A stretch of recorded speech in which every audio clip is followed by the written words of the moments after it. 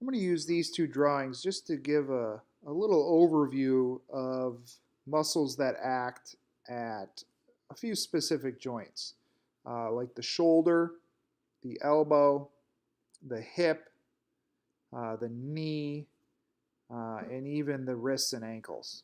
So if you can understand how a muscle might act and where it would have to be, then it's just a matter of learning that muscle name. So for example, here I'm pointing to a shoulder abductor. All right, it happens to be the deltoid, but this component of the deltoid, if you look closely, you can better visualize how that muscle works. So it's going to insert here at the humerus, and when it contracts, it pulls that humerus away from the body. So it is a shoulder abductor. It also has a component that flexes, but let's look at the antagonistic shoulder adductor. Your pectoralis major is a prime mover for shoulder adduction. So it inserts at the humerus, and it's going to pull that humerus towards the midline, which is adduction. So these are antagonistic muscles, but if you notice, one is pulling that humerus away, one is pulling that humerus towards the midline. There's the portion of the deltoid that acts as a shoulder flexor. Flexing the shoulder is going to be moving that humerus anteriorly. And you can see how that might work. This is the more anterior compartment of the deltoid, causing shoulder flexion. Shoulder extension must occur posteriorly. So there's actually a component of the deltoid, the posterior compartment, that can move that humerus posteriorly, which we call that extension. So it can extend at the shoulder. And then you have the latissimus dorsi, which is also a shoulder extensor. So we have shoulder extensors as well as a shoulder flexor.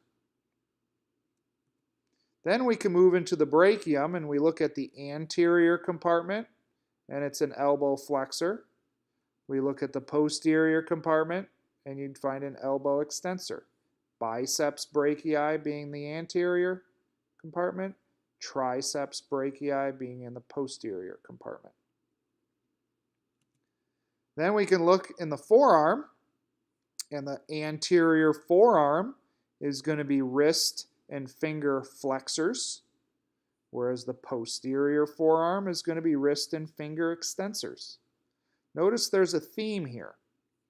Typically, if you are in the anterior compartment, you're going to be more of a flexor. Shoulder, elbow, wrist, and fingers. If you're in a posterior compartment, you're going to be more of an extensor. Shoulder, elbow, wrists, and fingers. It's all based on the fact that muscles pull, and they don't push. So in order to move, they have to pull on something to cause that movement. Let's look at the hip. Hip flexors. This is pointing to the rectus femoris. It's going to cross that hip joint anteriorly. And if you cross the hip anteriorly, you're a hip flexor.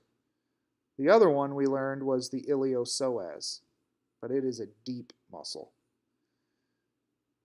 If we look for a hip extensor, you got to look in the back.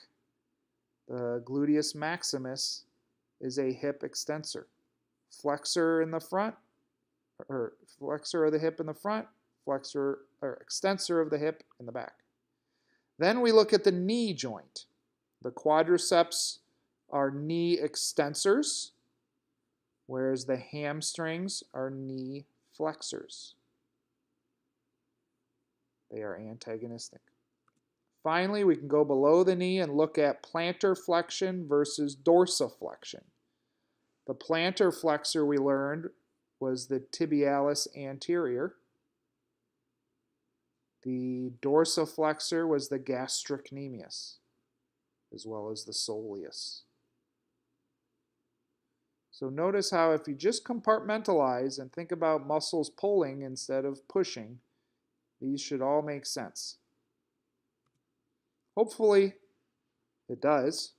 If it doesn't, that's why we put in the time in the lab to study the muscle models.